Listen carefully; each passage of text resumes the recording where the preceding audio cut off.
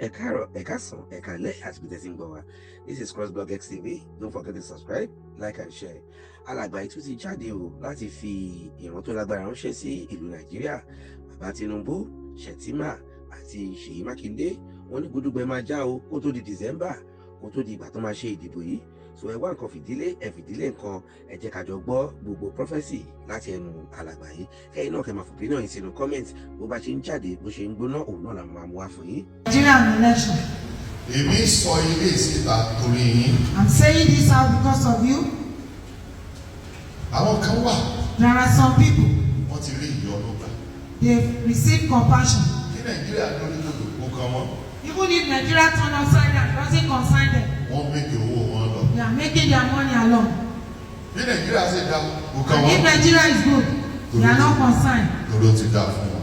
Because they prospered already. Ẹni ọ̀rọ̀ tí bá sọ dì í mú. Whatever word I speak, hold on to it. Àwọn èèyàn wá bèrè pé kí ni solution. People are asking that what's the solution. Kò sí prophecy mi tí mi sọ solution nú ẹ̀. There's none of my prophecy that did not give solution. Ẹ gbọ́ ibi tí ẹ bá gbọ́ fúnlẹ̀ ẹ rí Hear solution.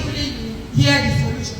Kíní kan rúgbó bọ̀ ní Nàìjíríà láì ní between now and 20 and December títí wọ January 2027 before election.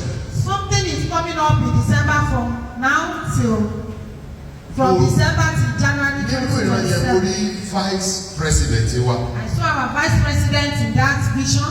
That is Shettima. That's Shettima. Mo rí tó dúró nínú. I saw him in pain inside. Ó jòrò. He was in pain. Ó wá wà careful. Ó ṣọ́ra Àti sọ̀rọ̀ síta. to speak out. Kọ́ má bàa ti bí ọ̀rọ̀ ẹ̀rọ àwọn yìí. Ó ti fẹ́ sọ̀rọ̀, ó ti fẹ́ bú, ó ti fẹ́ faraya. Àwọn èèyàn pẹ̀sẹ̀ ká He had wanted. calm down, calm down. He had wanted to talk and wanted to flag up, and people are pressing him to calm down. Ṣùgbọ́n níbi ẹ̀yìn ilé ibi tó ti ń sọ̀rọ̀ yẹn. At the back of the house where he was talking, Mo rí àwọn kan tó wà níbẹ̀ bíi àwọn ológun ìbílẹ̀. I saw some people there. Tó yẹ wípé tí Shettima bá sọ fún ọ pé ẹ bá nǹkan báyìí jẹ́ wọn àbàjẹ́ tó bá jẹ́ tún nǹkan báyìí ṣe wọ́n á tún ṣe. They were local warriors. If Shettima tell them to spoil things, they would do. And if tell them to keep things good, they would do the same Ó way. bínú náà. He was so angry, Yé ètò tí wọ́n gé tí ò rí nǹkan tí ìgè yín mọ́. like a half-cut snake that not gotten anything to bite. Má sọ̀rọ̀. So talk. Ní sùúrù.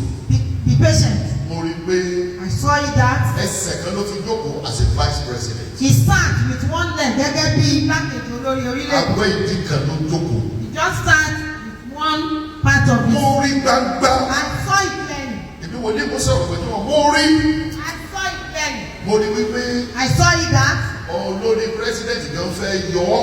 even the head of presidency wanted to President remove him. fúnra Even rẹ̀. president himself want to remove him. Ó fẹ́ yọ. Want to remove Òun him. náà wà careful. And he was also careful Torí nǹkan bàjẹ́. because things will get wrong. Ṣùgbọ́n But àwọn kan kì í láyà pé excellence kò sí wàhálà. some people supported him, encouraged him that Wọ́n there's fẹ́ no yọ trouble. torí nǹkan mẹ́ta. They wanted to impeach him because of three things. Ìkíní, The first one, wọ́n rí bí as a betrayer. they saw him as a betrayer, bí ọ̀dàlẹ̀. Wọ́n rí bí ẹni tó lack trust. They saw him as someone that lacked trust. Wọ́n rí bí ẹni tó ní ìgboyà láti kó ààrẹ lójú. They saw him as the one with confidence to face the president. Ó mọ̀ sí bẹ̀rù anybody tó. And he was not afraid, he's not afraid of anyone truly. Ó léwu o. It is dangerous. Wàhálà wà ní Aso Rock o. There is trouble in Aso Rock. Ìbẹ̀rù wà nínú Aso Rock. There is fear in Aso Rock. Gbàgbé gbogbo tẹ̀ ń rí bí ayọ̀ bí convention bí gbogbo ẹ̀yẹ gbàgbé ẹ̀. Forget everything you are seeing as if you are having convention of joy. Ipò rẹ̀ sì ṣòfò. And his seat is Mo vacant. rí pé àga tó jókòó sí as a vice president ó ṣòfò. I saw that his seat is vacant.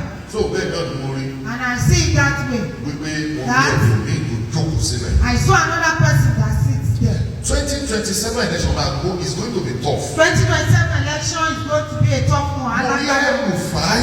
I saw El-Rufai. Mo sọ fún yín I told you pé Rufai máa fẹ́ ìdá nǹkan rúdù. that El-Rufai will almost scattered everything. Ó ní màá gbẹ̀san. He said, I will avenge. Ó ní I will pay him back. Màá san padà fún. Ẹ jẹ́ pẹ̀lú àfọ Nàìjíríà o. Let's pray for Kì í ṣe Nigeria. fún wọn o. Not for them, Fún Nàìjíríà. for Nigeria. Koríko tó wà níbi tí àwọn erin ti gà àwọn ènìyàn máa jẹ o. Because it's the grass that is where suffer it. Tó òjò bá rọ̀ koríko yẹn òun gbé ní omi ní ìní ó ti rù dí wọn wù jáde òun ká má Nàìjíríà ò ní gba owó àwọn alágbára kú o. If there is rain, the one that is there will not go again. It's another one that will spring up. Meeting lọ tó lágbára. There are serious meetings not going. Nínú last prophecy mi tí mo give. The last prophecy I gave, Olúwa sọ fún mi. God told me Pé èṣù tá a ti mọ̀ ní Tinubu. that Tinubu is the devil we have known. Mo dẹ̀ tún tẹnu mọ́. And I'm emphasizing it. Kì í ṣe pé tí Tinubu bá wọlé lẹ́lẹ́kejì tó ń dà. It's not because if Tinubu enter the second term, things will be better. Ẹ̀ta àbáṣọra àárò kéde ẹ̀bà ní 3,000. If care is not taken, you buy a bottle of eba for 3,000. Ṣùgbọ́n But ó sì sàn ju àwọn tó ẹ fẹ́ dìbò fún. it's even better than those who want to vote. Máàkì ló ti yẹ. Èmi mi ò dìbò fún o. Ṣùgbọ́n But ó sì bẹ́tà àwọn tó ẹ fẹ́ dìbò fún. it's better than those who want to vote for. Bó tiẹ̀ jẹ́ pé wọ́n rí control tí ìjọba rẹ̀ ò sì dá síbẹ̀ ó sì bẹ́tà. Even though they could not control him and his government is bad, still it's better. Because under his government, Mo rí igi aláìléso. I saw tree without fruit. Tó bá yá máa lóun ló ń ṣe báyìí òun kọ́ torí pé ìpìlẹ̀ tó fi lélẹ̀ gbèsè àti okùn tó so mọ́ wa lọ́rùn. Because later you say he did this, he did that. He's not the one because of the debt and the rope he tied on her neck. Èyí tó tẹ̀lé. Second one, the Mo ní following one. Makinde Ọ̀yọ́ state governor president Ọ̀yọ́ state. I saw the president of your state governor, Governor Makinde. That man, tí ò bá ṣọ́ra care is not taken. wọ́n ti pa They push him to death. political career ẹ̀ á parí And lẹ́yìn 2007 election. And his political career will crush after 2027 election. Mo rí I saw it. tí wọ́n lo Wike àti Tinubu. I saw it that they used Wike to push him. Career rẹ̀ dẹ̀ end. And his career crushed. Èmi fẹ́ bẹ̀ẹ́ o. I want to beg him. Ó máa run for president. He should not run for presidency. Ó lọ fún senate. He should go for Senate. Ibi tó ti lè save nìyẹn. Where that is where it can be saved. Ó máa lọ o. He should not go. Tó bá jáde fún president. If you go out for presidency, Nǹkan bàjẹ́ mọ́ lọ́wọ́. things will get destroyed in his Èmi sọ hand. ìyẹn lọ. I won't say more than Wọ́n á that. fojú ẹ̀ gbolẹ̀. They will show you pepper. Wọ́n á fi hàn pé Nàìjíríà kì í ṣe bó ṣe o. They will show you that Nigeria is not the way you think about it. Nàìjíríà. Nigeria, Divine Power Bible Ministry. Divine God Power Bible Ministry, Ẹ̀sìn orílẹ̀-èdè yìí. you children of this nation, Ẹ̀rù 2027 ń bà mí. I am afraid of 2027. Election do or no do or die. Election, tipátipá ni. Bó o dìbò. If you vote, Bó o dìbò. if you do not vote, Tinubu máa ń wọlé. Tinubu will still win. So kí la fẹ́ kú fún? Why do we now want to die? Ẹni tó kó fẹ́ dìbò fúnra rẹ̀ ni. He wanted to vote in himself. Òun ló máa contest against ara He rẹ̀. contest against himself. Òun ló máa win against ara And rẹ̀. he win against himself. Òun ló máa declare ara And rẹ̀. he will declare himself. Ìdí dẹ̀ ni wípé The reason is that 99.9% àwọn tó máa bá ṣiṣẹ́ ìbò lọ́dún tó ń bọ̀ wọ́n máa worst àwọn tó ṣiṣẹ́ lọ́dún yìí ẹ̀ lè rí ipa wọn kan lẹ́yìn gbèsè tax wàhálà àti bẹ́ẹ̀ bẹ́ẹ̀ lọ.